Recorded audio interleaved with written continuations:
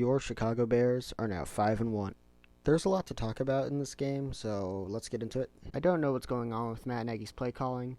We're putting together sustainable drives, but then we're just completely stalling out when we need it most. And there was a terrible play call, and it was a pass to Allen Robinson on 3rd and 2 when we needed to chew clock as much as possible.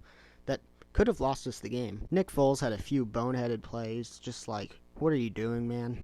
I feel like the big problem with Nick Foles is that he's trying to make big plays on plays that he should just let die. I do think he's much better than Trubisky, and when he's honed in, he can be something good. The referees were awful. They didn't call a passing interference on somebody who was guarding Allen Robinson. They did call a passing interference that wasn't a passing interference on Jalen Johnson.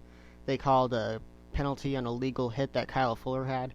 And they called back a potentially game-winning pick 6 by Eddie Jackson. Now that we got all the bad stuff out of the way, let's talk about the positives in this game. Akeem Hicks and Khalil Mack are elite as usual. Like I said, there were moments with the offense that gave them a lot of promise and looked like they could become potentially dangerous. The two rookies played great today, such as Cole Kmet and Darnell Mooney. Kmet's finally getting involved with the offense, and Mooney's continuing to have a great season. Our secondary played amazing today. DeAndre Houston-Carson and Tashawn Gibson got an interception today. Kyle Fuller had a great hit that was called back. Eddie Jackson had a really nice forced fumble, but obviously Nick Foles got the ball intercepted from him in the next play, but still a great play nonetheless. Eddie Jackson should have had an interception that Kyle Fuller tipped in the air. And overall, we shut down Teddy Bridgewater today. The Panthers only scored 16 points. I also have to mention, Cairo Santos kicked a 55-yarder, so potentially he could be the guy in Chicago. Maybe Piniero's job is at risk now. Overall, a win is a win.